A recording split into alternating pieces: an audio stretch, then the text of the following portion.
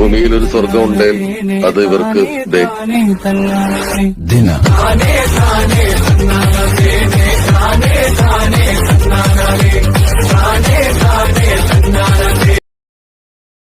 അപ്പോൾ നമ്മുടെ ഇന്നത്തെ പരിപാടി നമ്മളിന്നൊരു സ്റ്റാച്ചു കണ്ടുപിടിക്കാൻ വേണ്ടുവാണ്.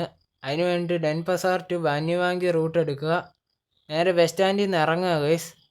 നമ്മളിത് ഇന്നും നമ്മുടെ BM തന്നെയാണ് എടുത്തുകൊണ്ട് വന്നേക്കണത്. അതേ നമ്മൾ ബസ് സ്റ്റാൻഡിൽ നിന്ന് ഇറങ്ങുവാണ് ഗൈസ്.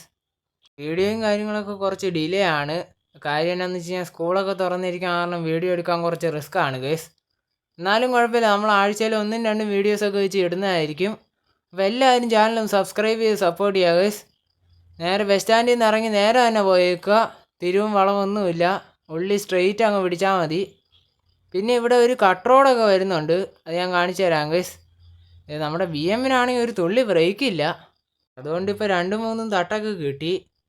ഇവിടെ ഒരു ജംഗ്ഷൻ ഉണ്ട്, ഇവിടെ നിന്ന് നേരെ തന്നെ പോവുക ഗൈസ്. അത് കഴിഞ്ഞിട്ട് നമ്മുടെ ഫ്രണ്ടിൽ കൂടി ആ ട്രക്ക് പോയ വഴി കൂടി തന്നെ ഈ വഴി കൂടി ലെഫ്റ്റ് എടുത്ത് പോവുക.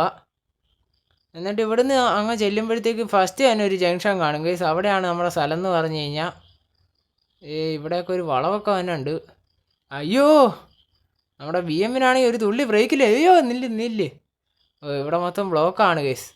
നമുക്ക് ഒരു സൈഡ് വഴി എടുത്തുകൊണ്ട് ആ കാറുകാരനെ എടുത്ത് നമ്മൾ മാറ്റിയിട്ടുണ്ട്. ഓക്കെ, അപ്പോൾ ഇതാണ് നമ്മുടെ സ്ഥലം എന്ന് പറഞ്ഞു കഴിഞ്ഞാൽ. ഈ ഒരു സ്ഥലം എന്ന് പറഞ്ഞു കഴിഞ്ഞാൽ ഈ സ്റ്റാച്ചുവിന് 4 തലയുണ്ട് ഗൈസ്.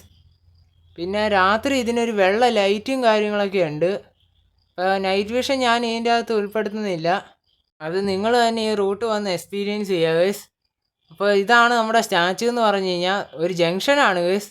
അപ്പോൾ വണ്ടിയൊക്കെ ബ്ലോക്ക് ആക്കിയിട്ടാണ് നമ്മൾ വീഡിയോയും കാര്യങ്ങളൊക്കെ എടുക്കുന്നത്.